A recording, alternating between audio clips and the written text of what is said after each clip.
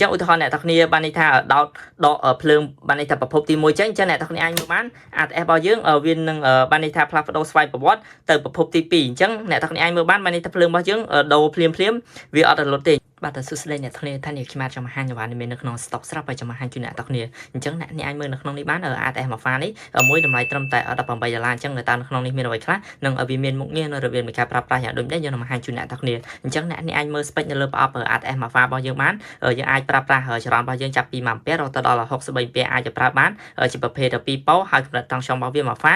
220Vអញ្ចឹងខ្ញុំនឹងបើកប្រអប់នេះនៅក្នុងនេះតើវាមានអ្វីខ្លះនិងរបៀបនៃការប្រើប្រាស់យ៉ាងដូចនេះអញ្ចឹងនៅក្នុងនេះយើងមាន ATS របស់យើងមួយហ្វាវាមានលក្ខណៈបែបនេះហើយក៏មានតាក់ទងនឹងឯកសារកាតាឡុករបៀបនៃការប្រើប្រាស់ផងដែរអញ្ចឹងនៅលើនេះអ្នកទាំងគ្នាអាចមើលបាន ATS មួយហ្វារបស់យើងបានន័យថាវាមានផ្នែកចូលនិងផ្នែកចេញអញ្ចឹងផ្នែកចូលរបស់វាយើងភ្ជាប់ជាមួយនឹងប្រភព2អញ្ចឹងប្រភពទី1អ្នកទាំងគ្នាអាចមើលបានផ្នែកនេ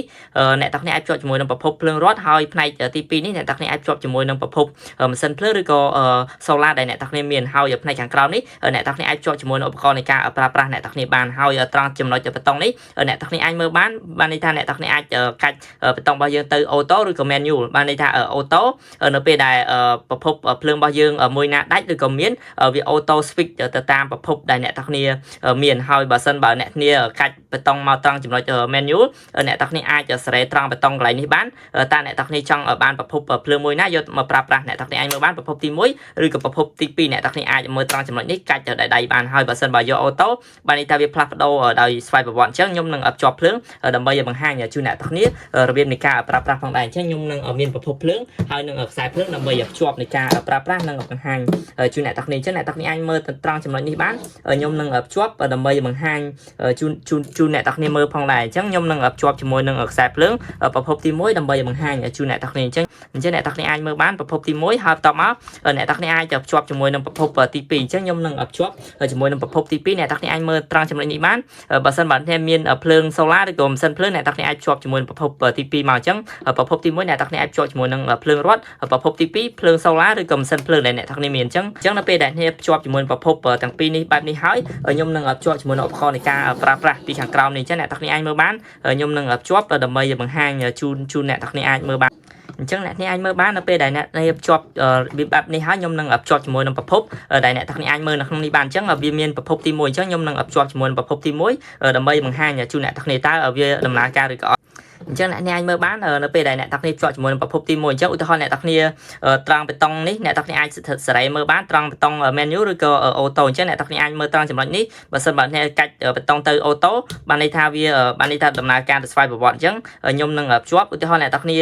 ភ្ជាប់ជាមួយនឹងប្រភពទី2អញ្ចឹងខ្ញុំនឹងភ្ជាប់ជាមួយនឹងប្រភពទី2ដើម្បីបង្ហាញជូនអ្នកទាំងគ្នាអាចមើលបានអញ្ចឹងបានន័យថាភ្លើងរបស់យើងវាមានឲ្យអត្ថភាពទៅលើប្រភពទី1ប្រភពភ្លើងរត់អញ្ចឹងឧទាហរណ៍អ្នកទាំងគ្នាបានន័យថាដោតភ្លើងបានន័យថាប្រភពទី1ចឹងអ្នកទាំងគ្នាអាចមើលបាន ATS របស់យើងវានឹងបានន័យថាផ្លាស់ប្ដូរស្វ័យប្រវត្តិទៅប្រភពទី2អញ្ចឹងអ្នកទាំងគ្នាអាចមើលបានបានន័យថាភ្លើងរបស់យើងដូរភ្លាមវាអត់រលត់ទេអញ្ចឹងអ្នកទាំងគ្នាអាចមើលបានបើសិនបើអ្នកគ្នា